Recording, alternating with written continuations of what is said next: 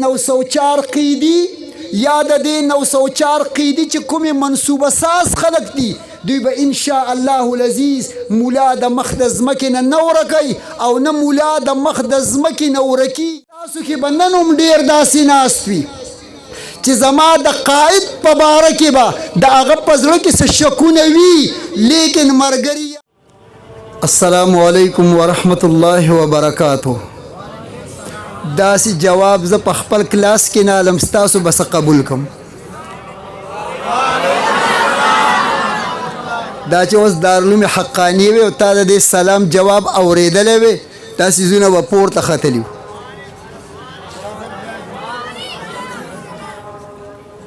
نحمده ونصلي على رسوله الكريم أما بعد فأعوذ بالله من الشيطان الرجيم بسم الله الرحمن الرحيم.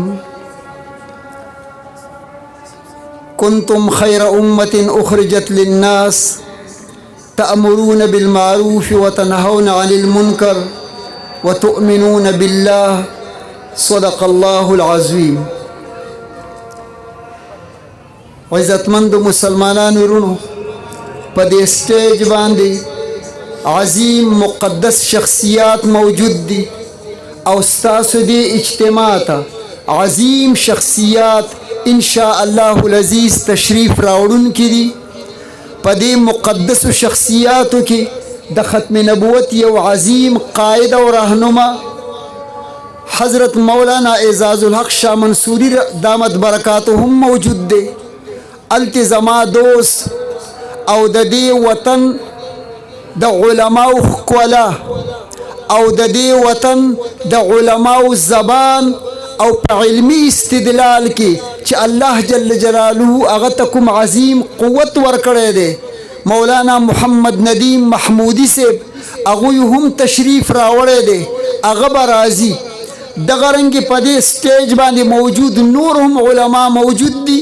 هغوی به د خپلو خیالاتو اظهار کوي ان شاء الله العزیز. محمد ندیم محمودی صاحب الحمدلله تشریف راوړی دی خو چې زما دا الفاظ د نوې اورېدلي ډېر بخو که څنګه. عزتمندو دا اجتماع د صحابه کرام رضی الله تعالی عنهم په نوم باندې مقرر ده. صحابه کرام رضی الله تعالی عنهم دا تاریخي شخصیات نه دي دا قرآنی شخصیات دي. دې ته قرآن خطاب ورکړی کنتم خیر امة اخرجت للناس. کله چې دا آیات کریمه نازلېدو د دې آیات کریمه په وخت کې په امت مسلمه کې سیوا د صحابو نه بل څوک نه و. دغې صحابو ته الله جل جلاله د امت بهترین افراد ویلي دي او بیا چې بهتري په کومو اعمالو باندې وه د هغې اعمالو عمل هغې ته وجود هم اولا هغوی ورکړی امر بالمعروف هغوی کړی نهی عن المنکر هغوی کړی وه د ایمان کمال په هغوی کې راغلی و. قرآن کې الله جل جلاله فرمایي ولتکن منکم أمة يدعون إلى الخير ويأمرون بالمعروف وينهون عن المنكر. د دې آیات کریمه اولنې مصداق هغه صحابه کرام رضی الله تعالی عنهم دي.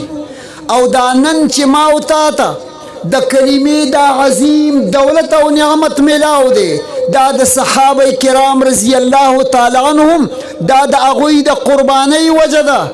که د پیغمبر علیه السلام د مدرسې دغه طالب علمان نه وي که د پیغمبر علیه السلام د خانقاه دغه مریدان نه وي که د پیغمبر علیه السلام د میدان جهاد دغه شهسواران دغه دلیران او دغه بهادران په میدان جهاد کې د سر شیندلو ته او د وینو بیولو والا دغه جماعت نه وي نن به ما او تا هم د کلمې په دې عظیم نعمت د کلمې په دې عظیم دولت باندې به ما او تا ته تزیین او خوشحالي نه ومیلو. نن دا عظیم مقام چې امت مسلمه ته میلاو دی دا د نبی اکرم صلی الله علیه وسلم د صحابو په برکت دی. هغه صحابه چې پیغمبر صلی الله علیه وسلم فرمای د دې صحابه پسندیدگی د دې صحابه انتخاب زما د پر الله جل جلاله کړي او د دغه صحابه په باره کې الله جل جلاله د مغفرت اعلانات کړي د دغه صحابه په باره کې الله د رحمتونو اعلانات کړي د دغه صحابه په باره کې هغوی ته الله جل جلاله د جنت زیری ورکړي دغه صحابه دي دا به د پیغمبر صلی الله علیه وسلم سره په جنت کې رفاقت په جنت کې مرګرتیا په جنت کې صحبت دا به اولا هغوی ته میلاو وي دغه صحابه کرام رضی الله تعالی عنهم د هغوی د اعلی نواله تر د ادنا پورې دا د دې امت قرآنی شخصیات تی او په دویم نمبر کې دا بیا تاریخی شخصیات تی خو په تاریخ کې نن دور داسې دی چې څوک قرآن ته نه ګوري صرف تاریخ ته ګوري او بیا په تاریخ کې د صحابه کرام رضی الله تعالی عنهم هغه بعضې کمزورۍ رااخلي او امت دی ښیي وایي دا څنګه د پیغمبر علیه السلام د مدرسې طالبو دا څنګه د پیغمبر علیه السلام د خانقاه مریدو دا څنګه د پیغمبر علیه السلام د هغه د میدان جهاد سرشیندونکي ملګري قرآن راواله تاریخ چې کومو اشخاصو لیکلی د دغه تاریخ د شخصیت په باره کې د دې تاریخ د لیکونکي په باره کې د هغه د ژوند حالات معلوم کا چې آیا په ده باندې اعتماد وو او که نه که دی د هغه دور د خلکو په نیز باندې اعتمادي و د تاریخ باندې به زه هم یقین ساتم لیکن که دی په خپل دور کې د تاریخ بدترین شخصیتو د د په ژوند کې د ته خلکو د اعتماد هغه تمغه نه ورکړي زه د تاریخ باندې اعتماد نه کوم نن چې دا اجلاس نن چې دا اجتماع د تحفظ ناموس صحابه په نوم باندې دا ما او تا ته دا تعلیم او ترغیب راکړي چې صحابه کرام رضی الله تعالی عنهم هغه د دې امت اولنی معتبر شخصیات تی او ځکه قرآن کې الله جل جلاله فرمایل فإن آمنوا بمثل ما آمنتم فقد اهتدوا کچری دی موجود خلقو د صحابه کرام رضی الله تعالی عنهم انت کی ایمان راوړو یقینا آغا صحابه اغا مهتداو اغا مقتداو اغا مرتضواو اغا منتخبو دا خلق بهم دا اقتداء قابل وی دا خلق بهم دا رهنمائی قابل وی دی خلقو تبهم د صحابه کرام رضی الله تعالی عنهم د نقش قدم د وجنه دوی تبهم په دی امت کې په دی مخ د ځمکې باندې د اقتداء هغه تمغه به دوی ته میلاویږي نن عزتمندو ستاسو دی علاقې ته عظیم شخصیات راغلی دي ان شاء الله العزیز په دی موضوع باندې به هغوی ستاسو سره خبرې کوي خو نن دا اجتماع د ناموس صحابه د تحفظ په بنیاد باندې ولی مقرر ده نن زما د نوجوان سره د هغه سره په جیب کې موبایل موجود دی په موبایل کې د هر انسان د هر نومي مولا خبرې اوري په دې موبایل کې د صحابه کرام رضی الله تعالی عنهم د هغوی د ناموس او د عزت خلاف یو لویه منصوبه روانه ده او نن زما نوجوان زما هغه ملګری چې هغه د موبایل شوقین دی په موبایل کې 24 ګنټې لګیا دی د په زړه کې د صحابه کرام رضی الله تعالی عنهم د هغوی په حق کې بدګمانۍ راځي ما مفتی ندیم صاحب ته په خپلې مدرسې کې ویلو ما تا یو بیان کړی دی په هغه بیان کې تاویلی دي چې د هر مولا خبره ما اورئ د هر مولا تقریر ما اورئ د هر مولا په خبرې باندې اعتماد مه کوئ نو بیا مې دوی ته ووی چې یو نوجوان دی داسې نوجوان دی چې بالکل نوجوانی ختمه کړې ده د ځان یو بل شکل او صورت والا جوړ کړی دی هغه په مفتی ندیم صاحب پسې وایي زه به ولې د دې مولا په دې خبره باندې عمل کوم. زه به په موبایل کې د هر مولا اورم چې کوم مولا مې خوښ شو، د کوم مولا خبره مې خوښه شوه، هغه به زه خپلوم او هغه نورې به پرېږدم. نو اولا خو ای نوجوانه، ته د مولا په خبرو نه پوهېږي، ته د مولا په ښه او په غلطه باندې نه پوهېږي. څنګه به ته د ښه او د غلطې په منځ کې امتیاز وکړي، ښه به قبوله کړي او غلطه به پرېږدي. نن زما او ستا په موبایل کې په مختلفو شکلونو او په صورتونو کې خلق راځي د صحابه کرام رضی الله تعالی عنهم د هغوی د ژوند په باره کې د خلکو په زړونو کې شکونه پیدا کوي او د کوم انسان په زړه کې چې د صحابو په باره کې شک پیدا شو دی په خپل ایمان باندې وویریږي. وجه دا ده چې زما استاد د عقیدې، زما استاد د عباداتو، زما استاد د اخلاقو، زما استاد د معاشرت، زما استاد د حکومت، زما استاد د سیادت او د قیادت، د هغې اولین شخصیات هغه صحابه کرام رضی الله تعالی عنهم دي چې هغه د پیغمبر صلی الله علیه وسلم د ژوند اولنی لیدونکي دي چې د هغوی په باره کې د شک راغی. نو د صحابه شک دا ستا په خپل عقیدې کې شک دی، د صحابو په باره کې شک او وسوسه پیدا کېدل دا ستا په خپل عباداتو کې، دا د دین په تمام امورو کې شک پیدا کېدل دي. نن دا جلسه، نن دا اجتماع دا په دې بنیاد باندې ده چې د صحابه کرام رضی الله تعالی عنهم سره د عقیدت او د محبت او د اعتماد اظهار په خپل زړه کې پیدا کا چې په دین باندې هم اعتماد پیدا شي. دویم عزتمندو، په دې اجتماع کې الحمدلله تاسو ته ګورئ په دې صف اول کې سپینو سپینو پټکو والا نوجوانان دي. دا نوجوانان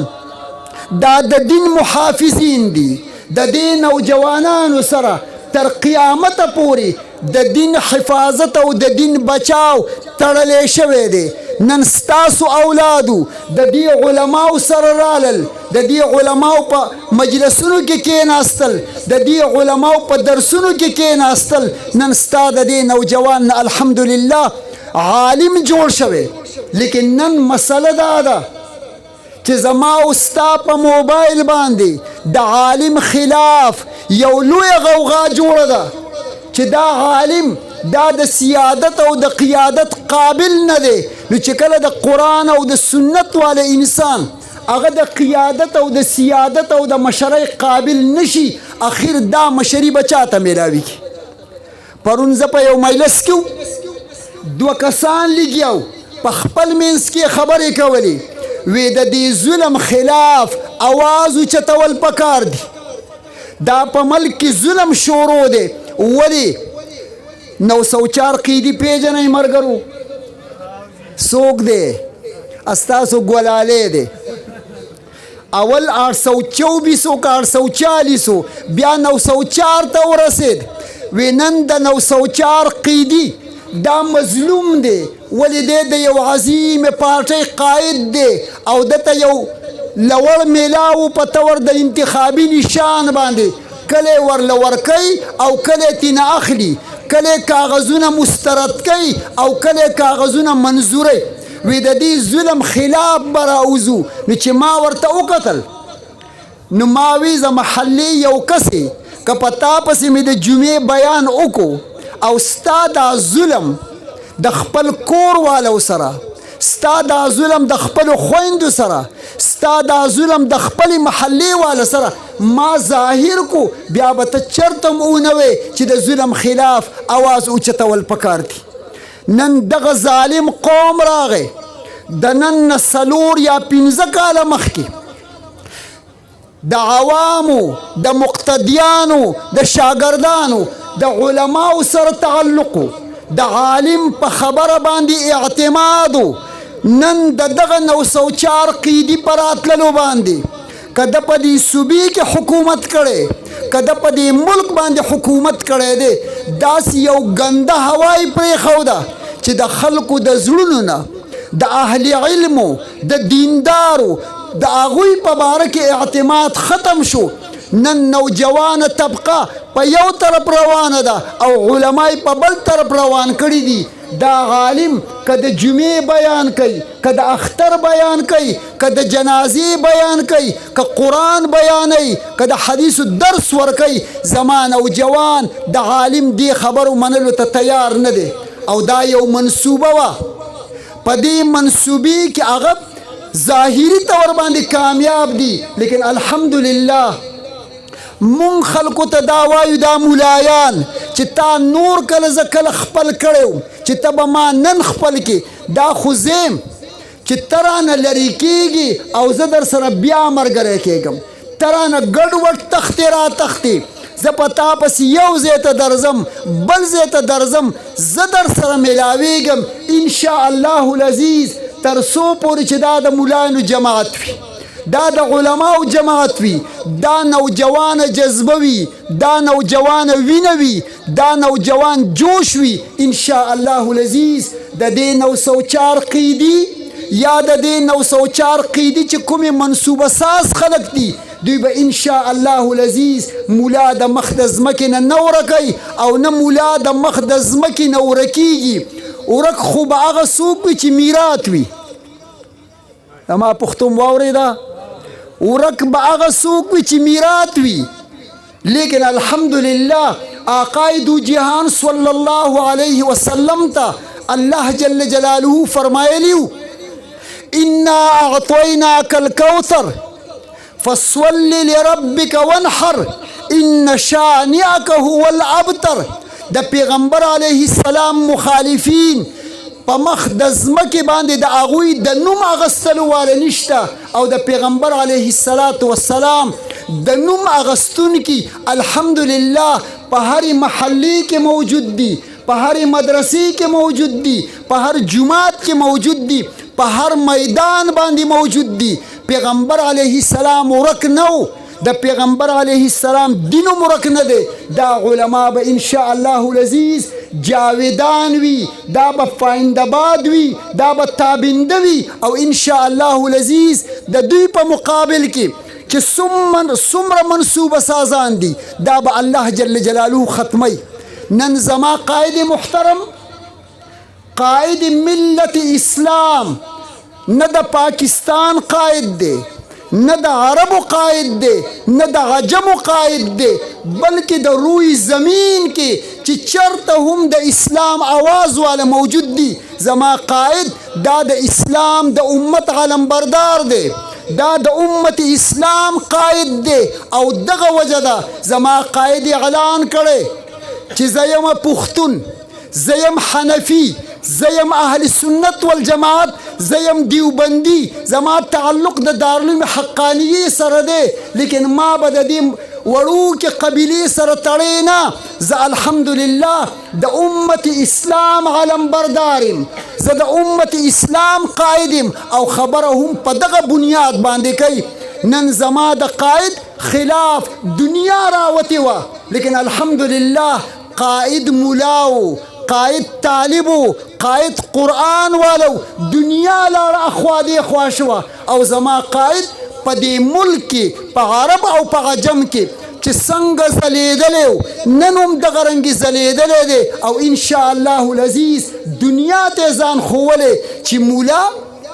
ختمېدو والا نه دی، مولا به نور هم اوبار کېږي انشاء الله العزیز او دنیا ته د خپل قیادت د خپل سیادت او هغه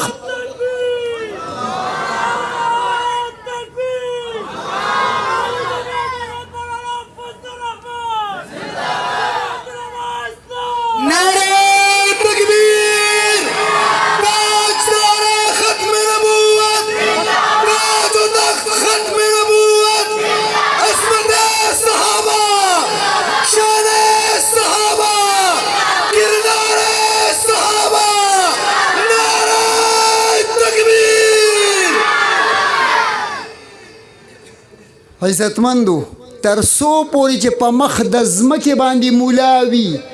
دین به بقا وي انشاء الله العزیز. ها چې مولا ختم شو دین به بیا ختمیږي، خو مولا ختمیږي نه، که ختم بشي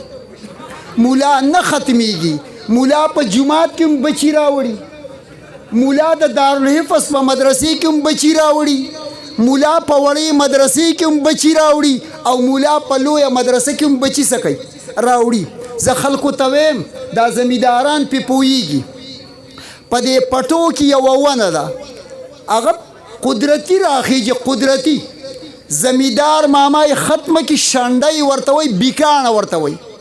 د ویښ نه یې ووهي وایي چې دا ختمه شي. خو چې کله بهار راځي نو هغوی دومره تیغي کړي، دومره بچي راوړي چې زمیندار ماما بیا خفی چې خدای یوه مې ختموله او د یوې د ختم کولو سره خو یې 10 بچي راوړي. ته به کوم مولا ختمې؟ پرون یې زموږ یو عالم په اسلام آباد کې ویشته د شهید کړی دی، نو د یو د مولانا عثماني صاحب په شهادت باندې د مولا میشن نه ختمیږي، دا ټول راواله مړی کا نور به بچي راوړي، د وینې نه به بچي پیدا کېږي. زمونږ په دې ملک یو جنرل تیر شوی خواجه ناظم الدین، هغه اعلان کړی چې دا ټول ملایان مې د سپینو زرو په کشتۍ کې کېنولې او بیا مې دا کشتۍ د سمندر د مینځ ته ورویستې او الټه مې کړې چې دا ټول ملایان ختم شي. زمون یو عالم دی مولانا غلام غوث هزاروي رحمه الله، وی خواجه ناظم الدین دا خپل تمنا پوره کا،